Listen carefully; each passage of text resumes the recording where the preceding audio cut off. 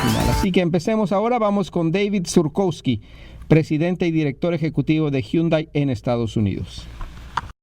Well, Dave, the last time we talked, we were in Scotland, Arizona, at the launch of the Genesis, right. the new luxury car from Hyundai. And now we come to what can we call this, the home, the manufacturer home for Hyundai in the U.S.? Absolutely. Hyundai Motor Manufacturing Alabama. It's a great plant for us. It builds our Elantra. About half of the Elantras we build and sell in the U.S. are built in Montgomery, and all of the Sonatas we sell in the U.S. are built here. So very important plant for us. Yeah. And very impressive place. I mean, we just did the tour, and I mean, you're working 3 shifts, like 24/7, pretty much. Yep, 5 days a week, 3 shifts, and every once in a while we'll throw in a Saturday. So the production capacity on the plant is about 300,000 units, and last year we built just a shade under 400,000 because we've got so much demand, and that's the only way we can get to it. The plant is one of the most efficient and one of the most productive plants in the United States. So we're very fortunate. The quality is outstanding.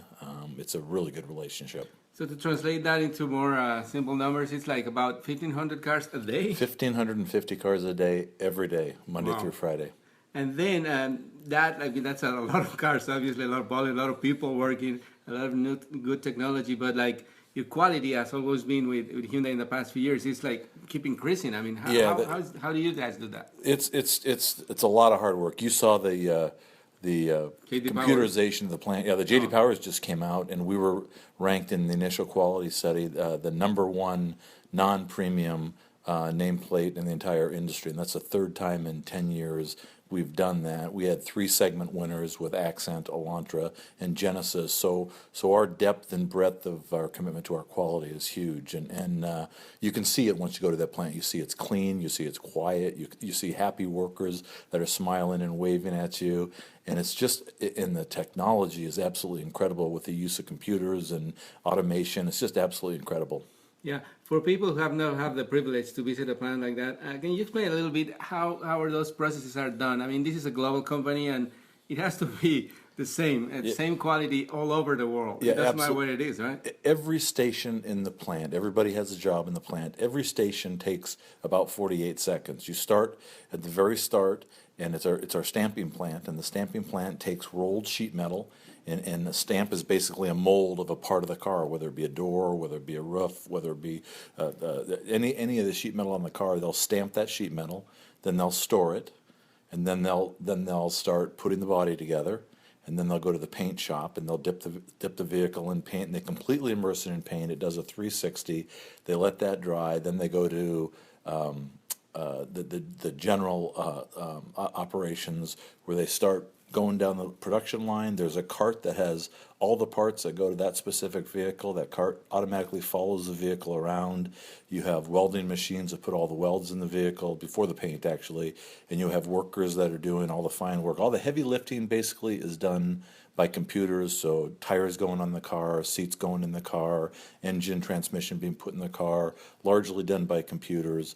All of the very fine finesse work is being done by human beings, and they work about every 2 hours. They take about a 10-minute break, and then when they come back, they go to a different station so they don't get the monotony and the boredom of doing the same thing all day long. Right? They learn more, they stay interested, they keep very focused. It's an amazing operation. Yeah. So we just drove off the production line.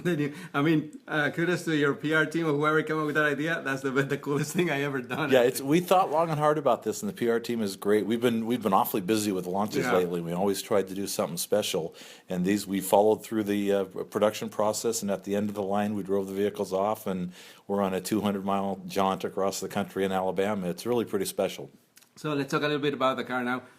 Very important car, obviously, for you guys. You sold, what, 200,000 cars? Yeah. We've sold, for the last 3 years, we've sold over 200,000. This is actually the 7th generation of Sonata. It's the 3rd generation of Sonata that's been built at HMMA, and very important car for us. It was really a game changer for us. The last Sonata that came out was the first of our vehicles, what's what we call Fluidic Sculpture, just dramatic styling. Really took the industry by storm.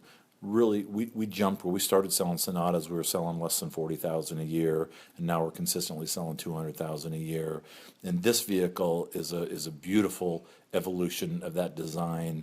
it takes it's all about structural rigidity and quietness and technology and safety and beautiful design. It just comes together beautifully. It's a step up from the preceding vehicle, but it's beautifully done. You can see the family relationship, and you were in Scottsdale, and when we drove the Genesis, and we really there's definitely a family resemblance and a sibling rivalry, if you will, and a lot of the technology and a lot of the structure that we put into Genesis in the premium segments is in Sonata, and it's really, we like to surprise people with what we call class up engineering, where you're finding features and you're finding content in the midsize segment that you wouldn't expect to find in that segment. And that's where we think we really carve out our niche with Sonata. Yeah, you're not only surprising customers, you're surprising your competition, because the Yes. Camry, Toyota, was new 2011, and they're like doing it again because pretty much because of you guys. Well, it's nice to be a styling leader, and I think what we showed back in 2010 when we launched what we call the YF Sonata, which is the predecessor to the 2015 model, we showed that you can have a beautifully styled car in a mid-size segment that isn't historically known for that, and that you don't really need to have a 6-cylinder engine in that car if you have a base engine that generates 200 horsepower as a 4-cylinder engine.